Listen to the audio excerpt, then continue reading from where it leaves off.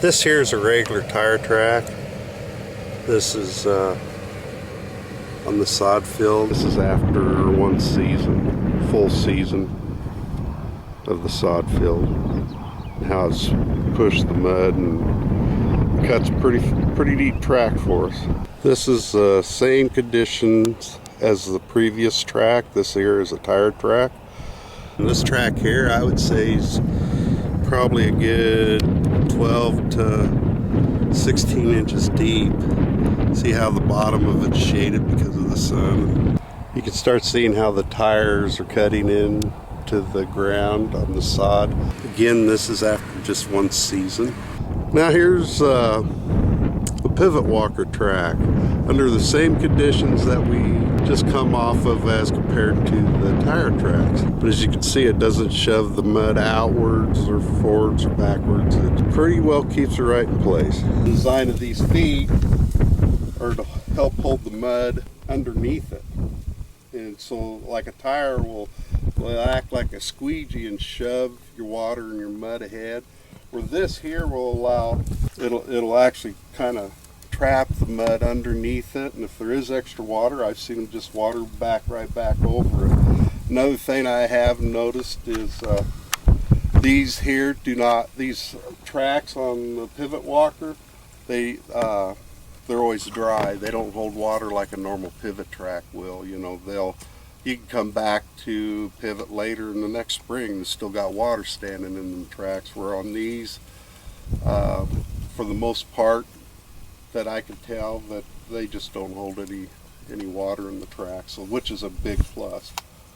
So the idea is to spread your weight out more evenly, carry the load over a wider place, which is natural. You know, everybody understands that. So, but they really seem to work pretty well. So, you know, the tracks, if they're wet, they'll dry out relatively quick. So they don't seem to hold the water at the bottom of the track. So as you can see, they're pretty nice. They'll cut maybe 1-2 inches deep.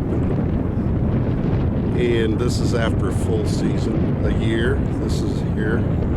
As we all know, pivot ruts are quite an issue, but these have really improved it a lot. And as far as any field work on this, I've disced her one time. It was with the new International Turple disc, actually, so you know, it wasn't disced very deep, but it was enough to kind of smooth out the tracks. This second year is with these wheels running are a lot better than the first year. They just kind of seem like they've healed themselves a little bit, or they aren't cutting near the track that they were, say, a year ago. Especially where it's pulled in and swung out naturally, they don't cut as much of a track. These tracks here would have been, foot deep or better on average. The pads here are set. The idea is to hold the mud and kind of hold your dirt and your ground together, and, you know, compress it, and it holds it there. It seems like it works relatively well. As far as any maintenance or issues that way, these wheels just no problem.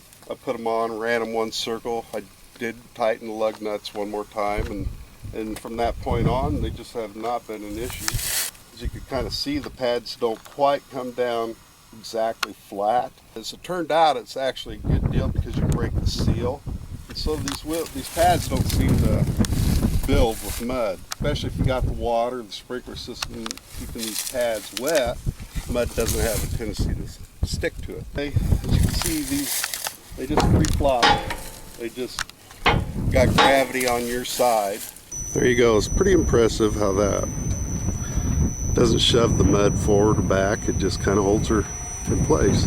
I've got neighbors that have used them, and they're real happy with them. I've had a set of these wheels in Wood River country for 7 seasons now, and I just have had no issue with that wheel at all.